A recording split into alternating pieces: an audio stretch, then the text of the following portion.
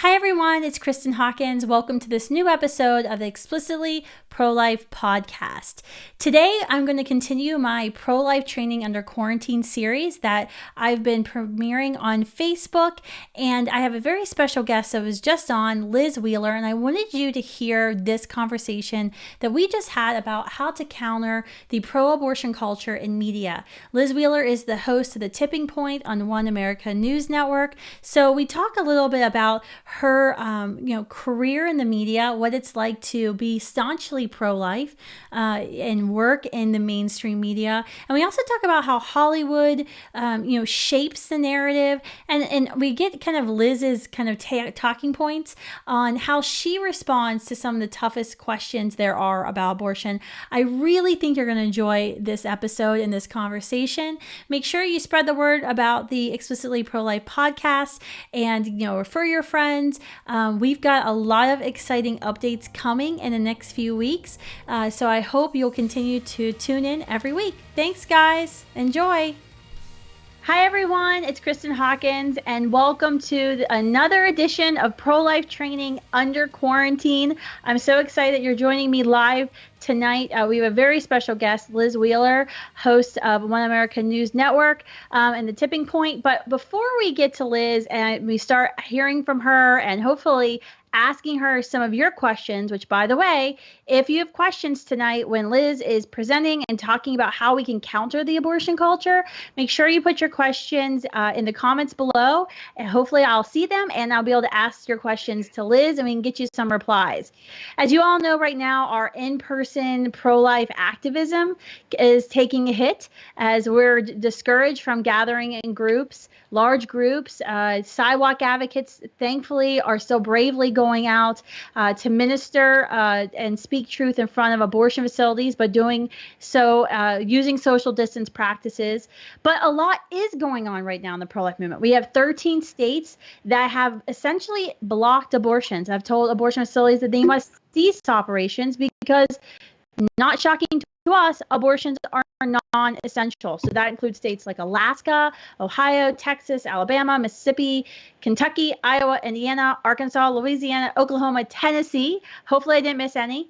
We've seen the abortion industry really kind of show what they're all about, though, because they didn't waste very much time and started suing states for saying abortion facilities shouldn't be operating right now, that precious PPE, personal protective equipment, should be going to hospitals and healthcare workers who are fighting COVID-19 and protecting themselves. And we shouldn't be operating abortion facilities when other businesses are closed. But thankfully, we've prevailed, and many states, Texas, for example, in 2 different lawsuits, Planned Parenthood has lost.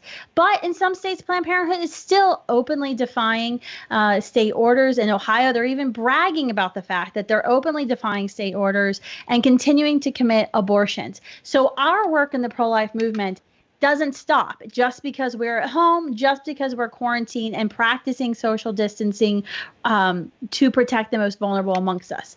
So what can we do? And that is why we are hosting this training for you tonight to discuss what is it that we as pro-life advocates can continue to do to speak truth, because crisis pregnancies, as you know, aren't stopping just because we're in quarantine. In fact, I read something on Life Action News last night saying that Option Line, that's run by Heartbeat International, Option Line's experiencing a 40% increase in calls and women calling their crisis hotline, looking for help, looking for support. So there's a lot of things we must continue to do, and we must continue to be bold, courageous advocates for the preborn and their moms. So a couple of things you can do before we get into our program tonight.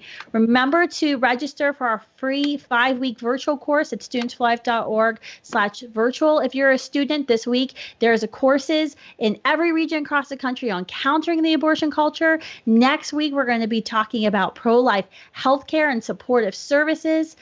You can also direct any pro-choice friends or family to askaprolifer.com. That's S of ProLife's brand new website for 15 hours a day. We have full-time staff, our regional coordinators who are usually on campus, who are on this site. You can go to askaprolifer.com and ask any question you have about abortion. This is a great resource for any friends or family members who you may not want to get into an argument with on Facebook, or might have said something sarcastic when you shared one of our graphics, and you can direct them to a resource and they can ask any question.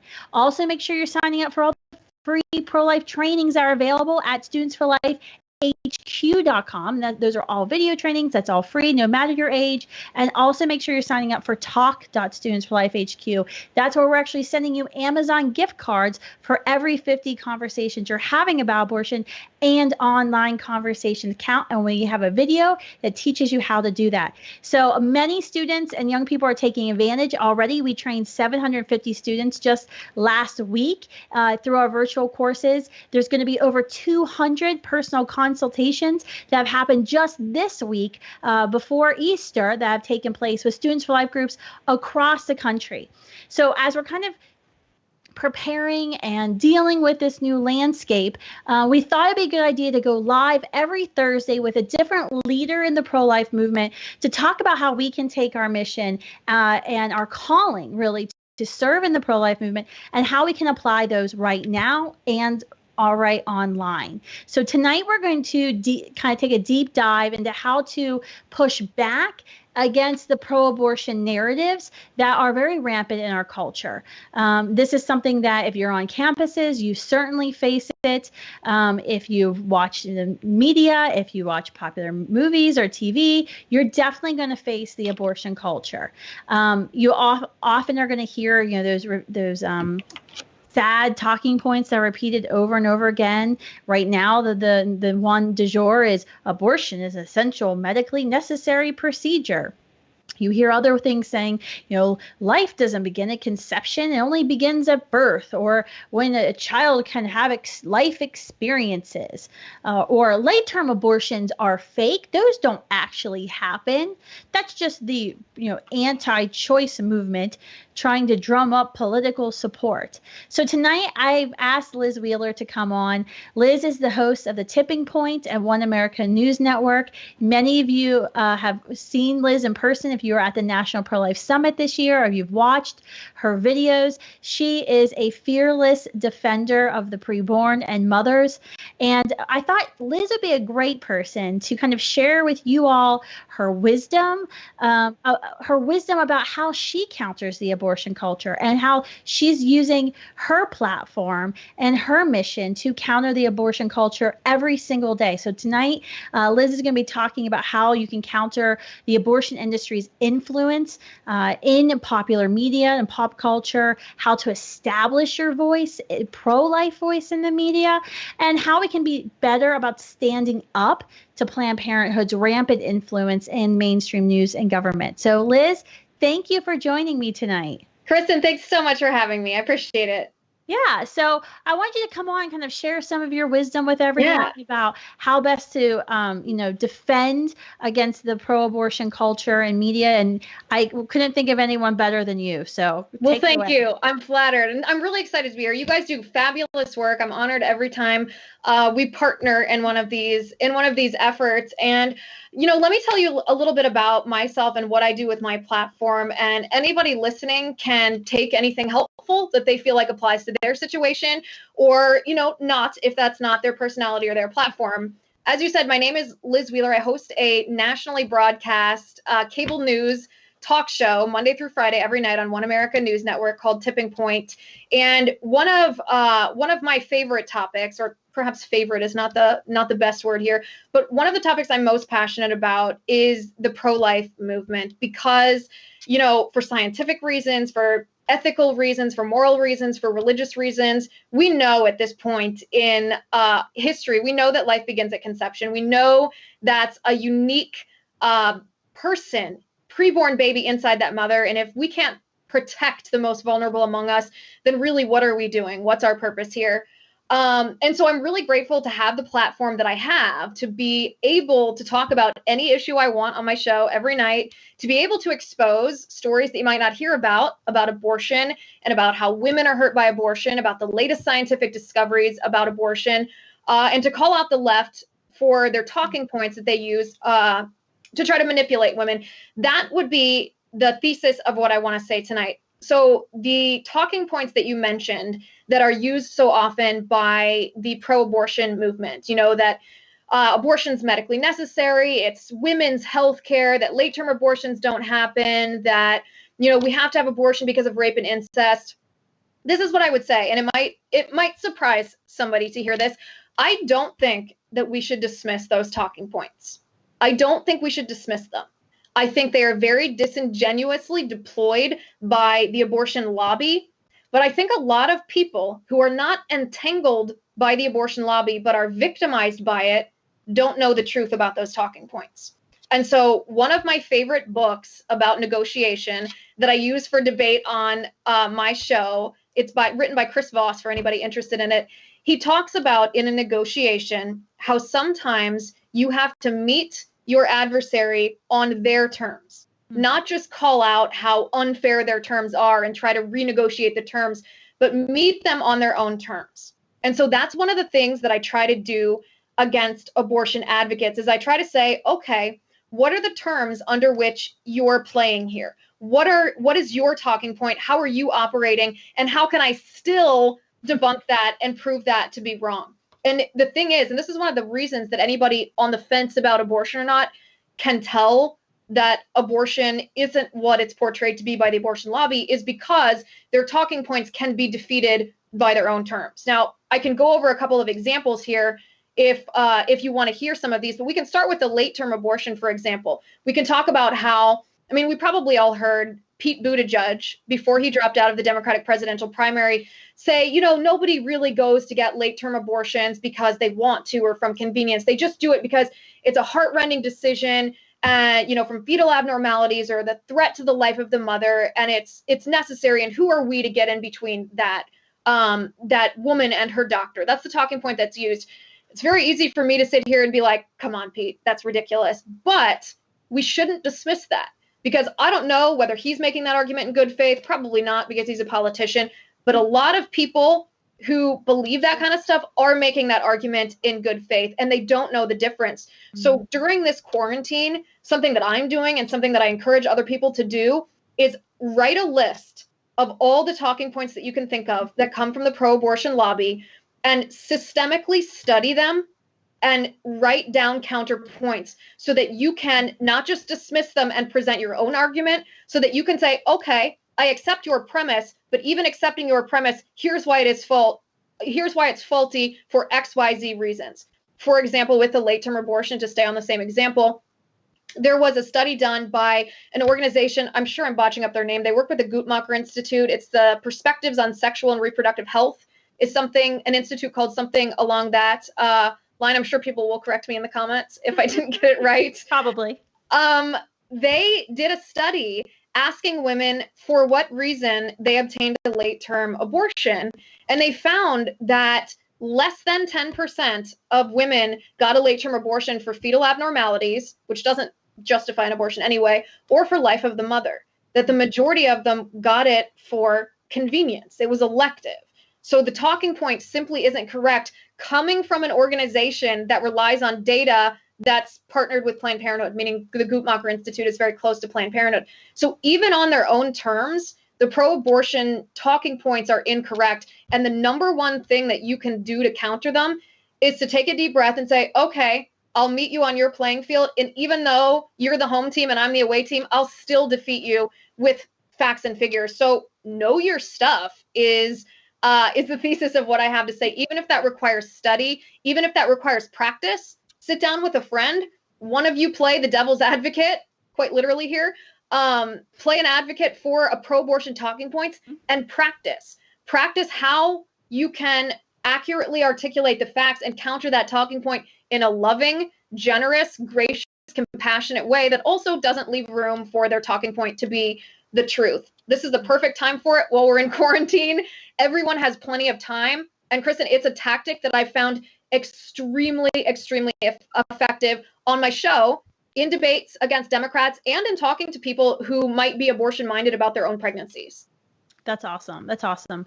What would you say to someone who, and I don't know if you've had this discussion on the show, I'm sure talking and covering COVID-19, it's come up. Yeah. What do you say to those who say, well, we should just stop talking about abortion right now because of this health crisis? Like you're being disingenuous talking about abortion when so many lives are at risk because of COVID-19. Right. So the first thing that I would do is I would say, well, how many lives are at risk from COVID-19? The projection models are now estimating that perhaps 60,000 lives, and that's dreadful. Our whole country is in a lockdown because of how dreadful it is to think about 60,000 people's lives being lost. So now think about abortion. How many lives are lost from abortion every year? Almost 1 million lives are ended by abortion every year. What makes those 60,000 lives more important? Why wouldn't we advocate for both lives? Why do we choose one over the other? It's a false choice, really. It's the same as asking a medical researcher who researches diabetes but not cancer why they hate people with cancer. Because you specialize in one thing at one time does not render you to be someone who doesn't care about option B. You can do both, and you can specialize in one or the other, and that's totally fine. We should always be talking about abortion. We should always be talking about any life that's at risk, and anyone who tells you not to care about it, that's kind of your signal that they might have an underlying agenda. Yeah, absolutely. Because the rebuttal will be, well, those are real people we're talking about. Yeah. Yeah.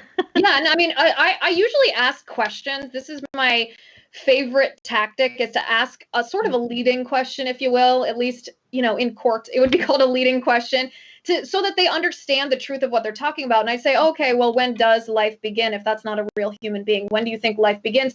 And who defines that? Who says when life begins? And then that leads them to, at your Pro-Life Summit, actually, back in January, I talked about Steve Jacobs. He was a PhD student. He's graduated at the University of Chicago, who asked people in a scientific survey, who is the authority? Who would you listen to when you ask the question, when does life begin? Should that be a religious leader? Should that be a politician? Should that be a scientist?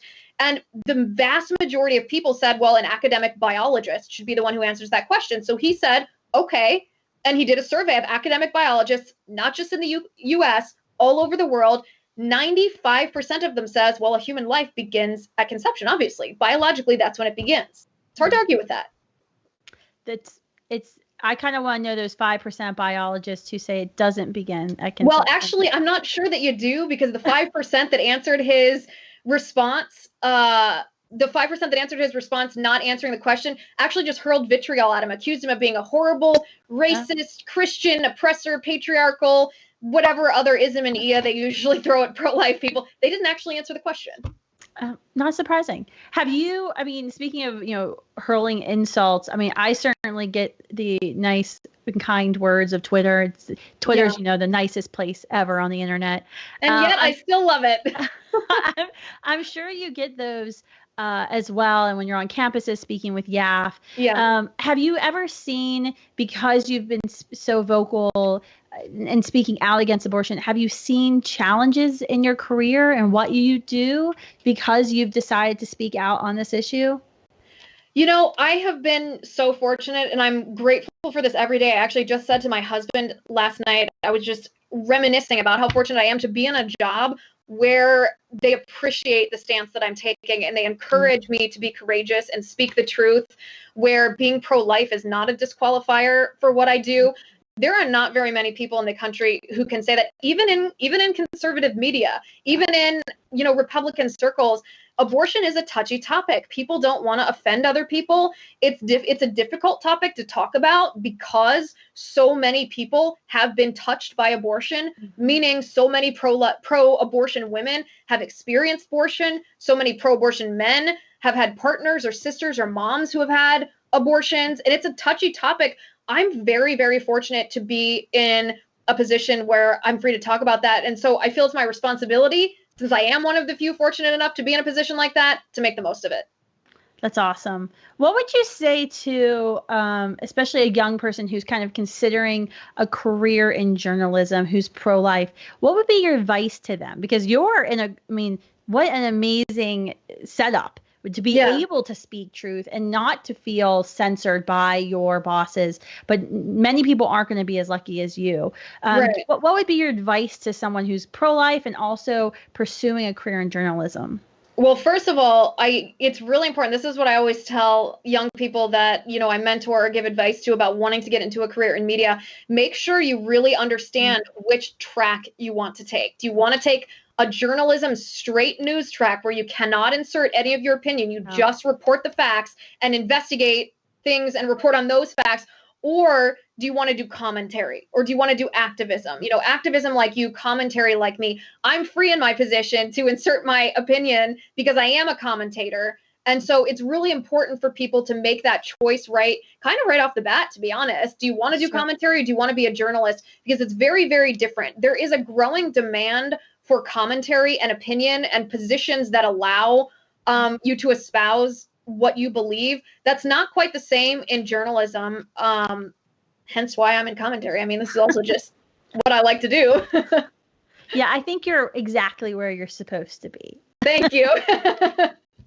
What do you, I was looking at a Washington Post magazine article, and it was interesting because I was thinking about this topic of countering the pro-abortion culture, your career in the media. They were saying that Planned Parenthood has, now they're actually boasting that they've advised Hollywood on more than 150 productions of abortion procedures and shows and movies. I mean, they have a full-time kind of office and team. They hired one woman they were actually featuring in this magazine article. And, her whole job is to schmooze Hollywood and go out with producers and screenwriters and talk to them about Planned Parenthood and why they should be bold and courageous. What effect do you think that's had on our current pop culture, how movies and TV are starting to portray abortion? Well, first of all, I hope her job title is Ministry of Propaganda for Planned Parenthood, because that's essentially what it is. She's trying to indoctrinate. I mean, if you have to do what they're doing and try to trick people into supporting by not telling the truth, then you have a problem. There's no doubt that pop culture is very liberal. There's no doubt that Hollywood is very anti-life. The best thing that we can do is speak the truth. And to speak the truth, you have to know the truth and be able to articulate the truth. There's only so much we can do. I mean, I'm always hesitant of encouraging people to do independent Hollywood stuff because they already have an infrastructure in Hollywood. It's very hard to break into that, especially with a countercultural message. But there are other things that we can do. I mean, what you guys do on college campuses, I would argue, touches as many lives as, the underwritten messages in Hollywood movies. So you just have to think, well, who are they trying to reach through these movies, and how else can we reach them? Is it social media? Is it, videos? Is it TikTok? Is it Facebook? Is it on college campuses in person? How else do we reach them? So instead of trying to create alternatives, which I'm not knocking, by the way, you can do that if that's your talent. But for me, that's not my talent. So I'm more effective in saying, okay, who are they trying to reach and what false message are they giving so that I can use my platform to disseminate a counter message to the junk that they're teaching? Yeah, I think that's very wise advice. I get hounded by folks who do like, oh, I'm doing a pro-life movie, I'm starting my own pro-life TV network, and I'm always kind of hesitant of, especially with young people, like we have a certain standards of what we expect the acting to be like and the production quality to be like, and it's why waste money if it's not going to be Hollywood standards. That we need to make sure that when we are making pro-life movies, pro-life film, pro-life art, which is important, that it is up to the current culture levels. And that's why I think, we have a lot of friends who are kind of now in Hollywood instead of kind of going outside of Hollywood, staying inside of Hollywood. And I think that's the best way. I mean, that the best way is to be, if you want to be in filmmaking, if you want to be a screenwriter, if you want to do any of those decision-making level jobs, be the best at it that you can be, so that when you get in there and you want to speak your opinion, you have some sway and you're not just dismissed. I mean, it's a hard thing to do. One of my sisters is a professional actress, a professional singer on the theater side, so more related to Broadway, and that's a constant challenge, is having to deal with those messages and other messages that are contradictory to what she stands for in that industry. And I'd like to say that there's an easy answer to it. There's not an easy answer to it besides identifying who the audiences are and trying to counter the messages, the false messages from Planned Parenthood with the truth. Yeah. All right. So we had a Facebook question come in, and I think it's pretty good. If you all have other questions, feel free to put them in the chat. So this person wrote, as a pro-life person, how can I debate another person who is pro-choice and says that abortion is necessary when the mother's life is in danger, or says that the baby will be born into a bad life? Well, I don't think, to my knowledge, and I'm referencing a wide swath of OBGYNs here. This is not, my personal knowledge. I don't think there are too many situations where the mother's life is in danger. So I'm a practicing Catholic, and so I can tell you a little bit about the Catholic belief. But if there's a situation, and this is Catholic doctrine, if there's a situation where the mother's life is in danger, say she has a certain type of cancer and she needs chemotherapy, but the chemotherapy would kill the unborn child, and a doctor tells her, well, you need to abort this baby so that we can treat your cancer.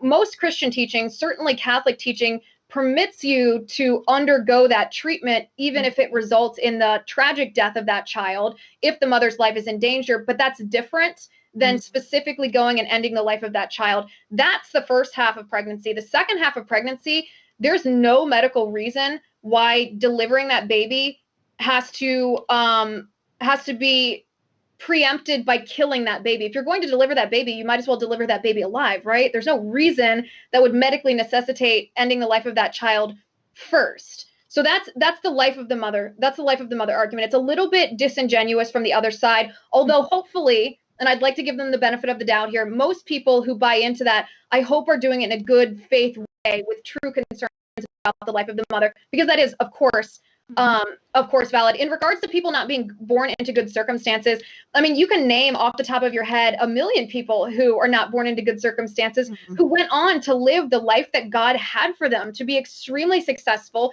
extremely happy, my own great-grandmother was adopted. They don't even know who her biological parents were, because that was in a time where if you were born of a single mother, your baby was put in a home, and then, it was covered up. We don't know anything beyond the fact that my great-grandmother was adopted out of a home that was usually reserved for the babies of unwed mothers. And she lived the most fantastic life, even though she was born into a situation that was non-ideal. The humanity of the person is never changed or negated by the fact that they're born into a circumstance that's undesirable. And especially in this country, although it's true mostly everywhere, circumstances can be changed, and it doesn't change the value of that life. That's absolutely right. Your circumstance can always change. All right. So we had another question come in. Someone wrote, I'm intimidated to be publicly pro-life on social media posts and in conversation. What would be your advice to me? My advice would be, ask yourself, not publicly, ask yourself, prayerfully, or when you have a lot of time to think about it, why you're afraid of this. Are you afraid of not getting the validation of your peers? Are you afraid of threats against your safety and well-being? Are you afraid of not getting jobs or opportunities? Are you afraid of losing a debate just because you don't have debate skills? Are you afraid of not knowing the facts? Ask yourself, really identify why it is that you're afraid, and try to fix whatever it is, whatever the reason is. If you don't have the facts, learn the facts. If you're afraid of losing friends, well, reevaluate friends who would desert you based on the fact that you might disagree with them. If you're afraid of losing a job, well, you have to determine whether it's worth the sacrifice or not. Maybe you will. I'm not telling you what's right or what's wrong, but you have to determine whether the sacrifice of not speaking your mind, not standing up for your values, is worth the paycheck for that particular career. Like I said, you have to identify why, and then, like I said, I would try to fix why, because it's a good thing to stand up, and you're always going to be hated for it. You're never going to get away from that. So once you accept that and process that, you're doing good work by being pro-life publicly. You're saving lives. Absolutely. I know I sometimes I see this on campuses where we had situations before where Students for Life, a pro-life group on campus, they altered their mission statement because they said, well, people don't like like us because we're anti-abortion. So we're going to do all of these other more liberal leaning causes, and we'll also be anti-abortion, and that will make them like us more. And I just told them, I said, guys, they're still going to hate you. It doesn't matter how many, PC liberal causes you take on. At the end of the day, as long as you continue to say that abortion is wrong, is a violent act against an innocent member of our human species, they aren't going to like you. And you have to learn to be okay with the fact that some people aren't going to like you.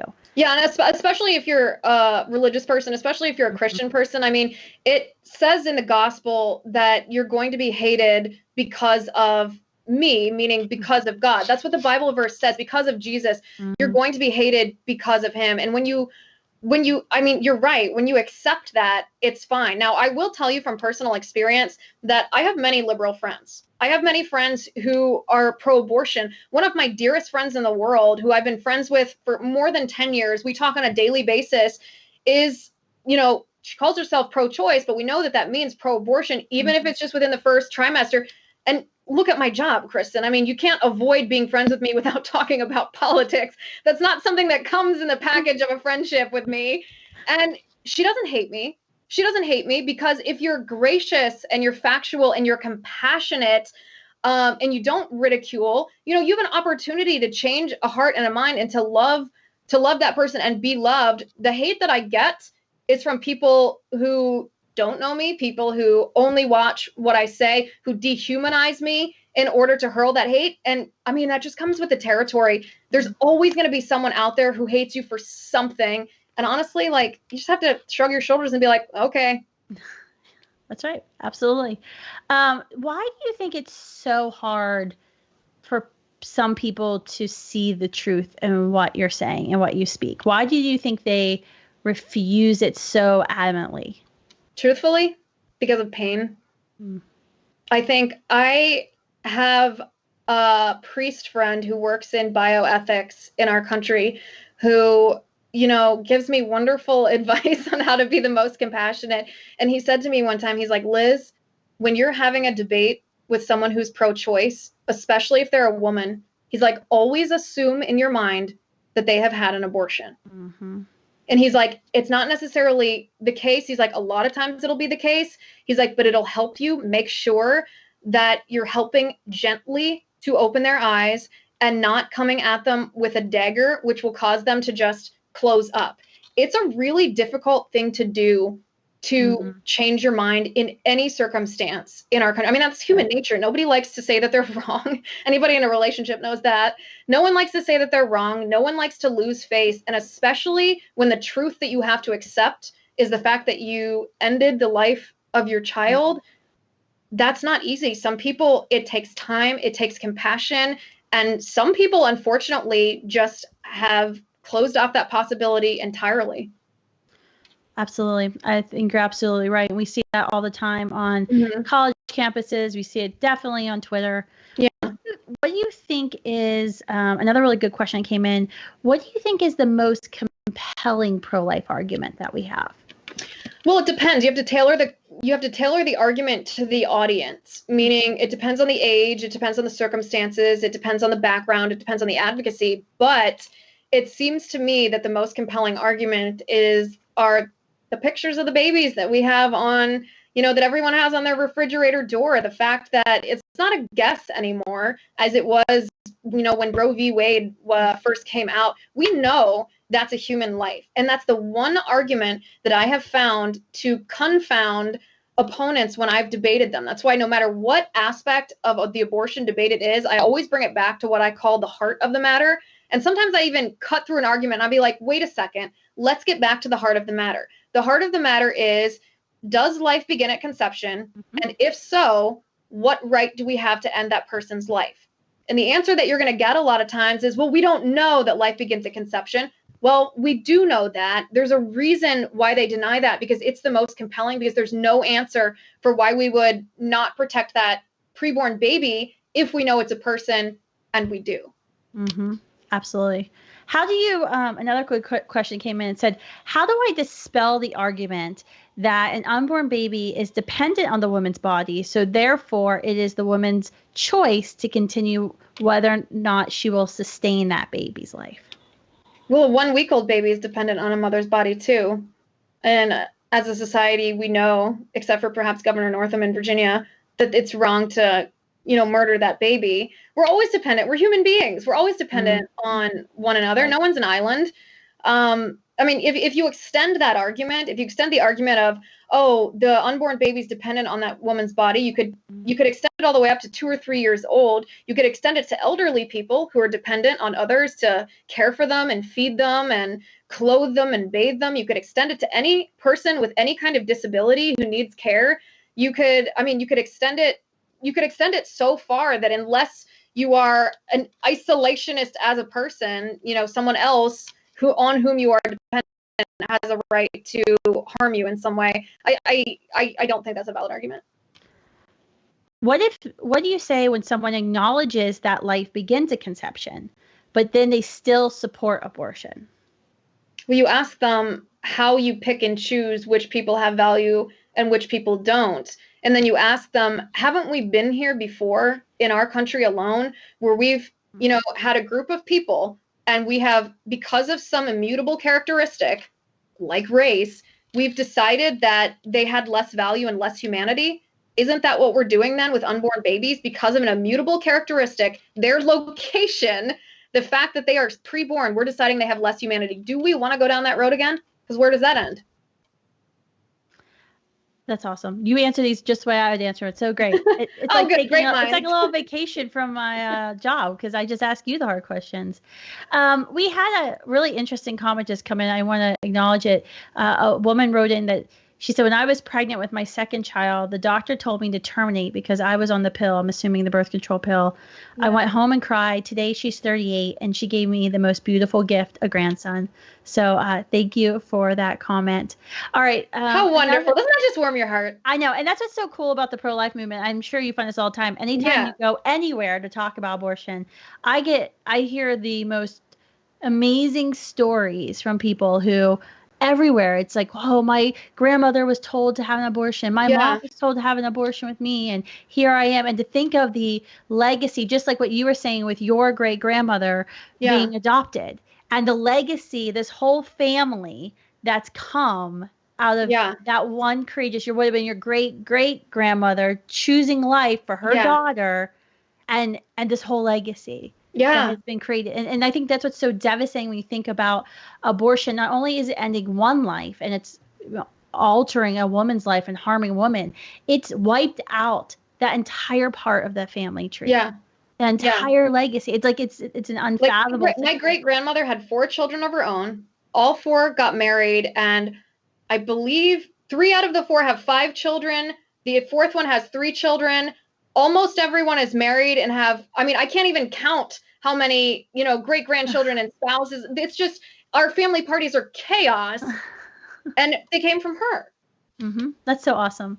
All right. So we had a couple of career kind of questions. Sure. Yeah. Someone asked, what is something you wish you knew when you were younger that would have been very beneficial for you to know?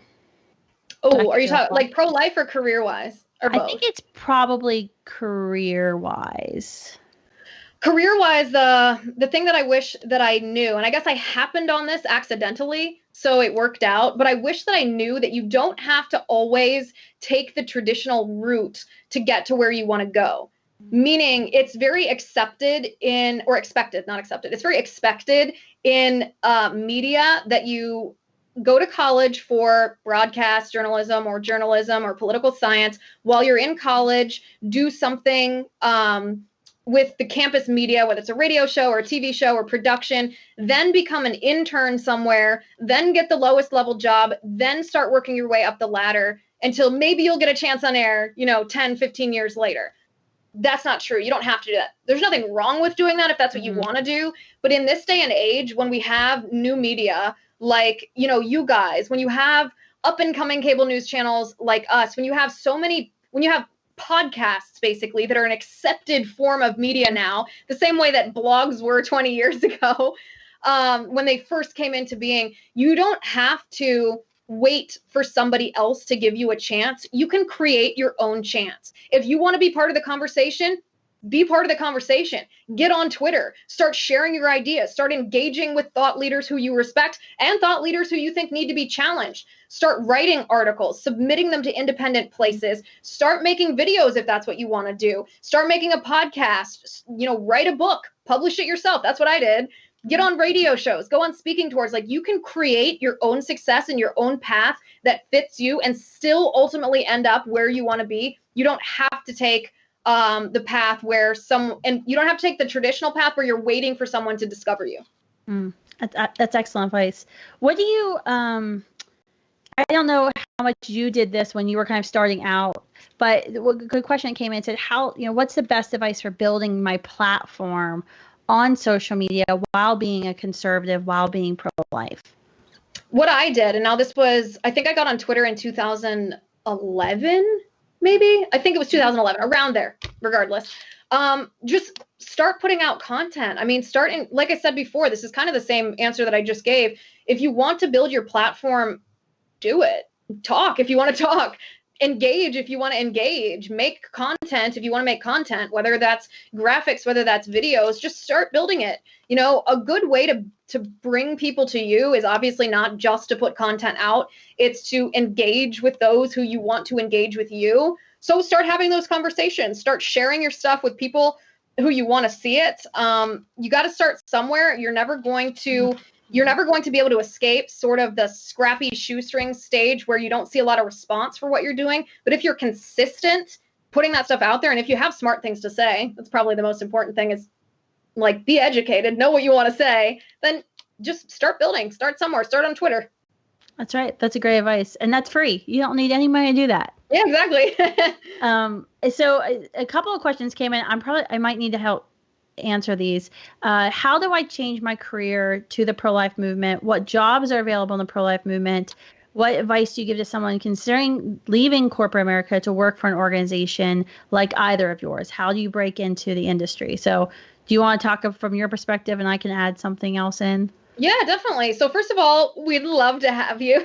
Anybody who wants to work in the pro-life movement, I mean, there's almost always a place for you. I mean, I can't speak specifically for what jobs are open at my organization right now, but reach out to organizations that you want to work for and ask them, what are you hiring for? Tell them, this is what I am, this is what I do, this is why I want to change to a pro-life, concentration in my career. And ask if they don't have a job for you, ask how you might network to find a job. Also, on a lot of pro-life organizations' websites, I think Live Action is a good example of this. You guys the same. They have job postings all the time. I mean, you just have to do a little research on LinkedIn, go to their website and reach out, start networking.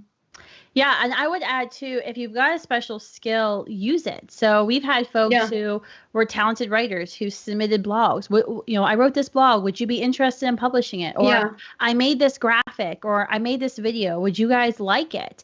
That's a really great way to get people's attention, especially in the pro-life movement where we're always being scrappy and gritty. One of our core values at Students Life is gritty. And so if someone's handing us something that's already done and it's high quality, heck yeah, I'm going to use that. And so I think that's a great way to kind of get your foot in the door instead of just saying, oh yeah, I have graphic design skills or I have writing skills. Show me what you can do and show that you're willing to use that for the pro-life movement. I also would challenge you to think not so much just about, oh, I'm going to leave my job and apply for another organization. Think about what's going on in your community, what holes there are in your community, and how you may innovate and be that entrepreneur, that pro-life entrepreneur in your community, and start something new. Because I think that's the scarier road for a lot of folks. Folks would rather just go to an organization where, your paycheck's guaranteed, and that's what's what's coming. But I think the more rewarding thing, and where we've seen the biggest success and biggest change in the movement, it's people coming up with a new idea saying, this is a hole, this is a gap that needs to be filled. I'm going to step in that gap and fill that hole. And it's not as hard as you think. And there's a lot of courses out there and ministries actually, and a lot of missionary groups who actually train you in how to self-fund. It's really not that hard when you think about monthly gifts and going to people you know in your church or your friends and family and saying, hey, I need 100 people to give $10 a month or whatever it is to get you started. And that actually can build what you're thinking of and kind of filling that gap in your community. So I would challenge you not to think just what is existing. Think about what isn't existing and what needs to change. All right, last question for you, Liz. This is my favorite one. I talk about this a lot. What does a pro-life America look like? A pro-life America. Well, this is something, I mean, I think you and I probably think about a lot because this is what we're working towards. But a pro-life America is one where every person, regardless of age, race, gender, ethnicity, religion, location, in or outside of their mother's body, is respected and given dignity and equal protection under the law. In this case, I mean, in a very practical, legalistic standpoint, a pro-life America needs to start with Roe v. Wade being overturned. It needs to start with the Supreme Court acknowledging that they ruled something to be constitutional that is not in the Constitution and it needs to be rolled back. And then when abortion's back to the states, we need people who understand that life begins at conception, that there's no right to abortion inherent to the Constitution, and we need to illegalize abortion on a state-by-state basis. That, of course, that legal stuff comes secondarily to the cultural stuff that you and I are working on. So a pro-life America isn't just one where we've shoehorned the laws, although that's good. It's also one where people want abortion to be illegal. They don't feel that they need to turn or want to turn to abortion, that they value the fact that life is a gift from God given just to them. Mm-hmm. That's right. I mean, that's what we always say in the movement. Our mission is twofold: to make abortion illegal and also unthinkable. And you have to do both things. And that's why we're on campuses changing culture of the cultural drivers, young people. Those are most targeted by the abortion industry. And then why we also go out in front of the abortion facilities and or become sidewalk advocates and focus to shut down the abortion industry. So it is a twofold goal. That's what honestly keeps me up at night, because I know the moment Roe is reversed, the moment the decision of abortion goes to 50 states, we will go from basically one playing field to 50. And that's really where the rubber hits the road, and where Students for Life and everything we've been building towards a training. We just surpassed 100,000 students in March that we've trained. That's the whole point of what we're doing, because at that moment, it just can't be Kristan and her team of 50 at Students for Life leading a fight. It's going to take every single one of us at every state capital fighting and working in concert together. And I think that's what's so important and what's so great about the pro-life movement is no matter what your specialty, no matter what your gifts, no matter what your experience, your personal life experience might be, there is a niche for you. And we need you. Well, that's one of the reasons, too, that I tell people it's so important to be able to meet pro-abortion arguments on their own playing field. Because one of the things that the pro-abortion lobby is going to do as soon as the pro-life movement gets Roe v. Wade overturned is they're going to go on a cultural blitz. They're going to try to change people's hearts and minds towards abortion so that on the state level they can keep it legalized. So it is incumbent on us to never let up for even a moment, to be very vigilant about exactly what they're telling young people, especially, so that we can counter that. So when the moment of truth comes, we don't just sit back and say, we won, that's great, life is protected, that we are always defending that, because it is going to be under assault until the day we die. Absolutely. That's absolutely true. And this is a fight that's going to be lifelong for all of us. Liz, how does everyone follow you? You've got a book. Where can they get the book? How can they watch the Tipping Point? Like, where can they get all this information? Definitely. So my book, Tipping Points, plural for the book, you can get on Amazon. You can get on Barnes & Noble. You can get Books A Million, anywhere books are sold. You can also get the audiobook if you're bored during quarantine and you want to listen to that. I did narrate it myself. You can follow me on Twitter at Liz_Wheeler. You can follow me on Instagram at Liz_OANN. You can go to my Facebook page, which I believe is official Liz Wheeler. It's the one with the blue check mark. You'll see it. You can watch me. Please watch me on Tipping Point every night at 9 p.m. Eastern. Check your cable listings. It's One America News. If you don't get it on your cable provider, you can watch it on Cloud TV, which is an online streaming service, or on the One America News Facebook page. It live streams every night. or you can see my videos online.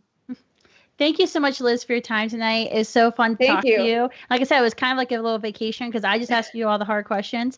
And I want to thank all of you for tuning in, especially a big shout out of thanks to lifenews.com, who's helping co-sponsor these pro-life under quarantine trainings.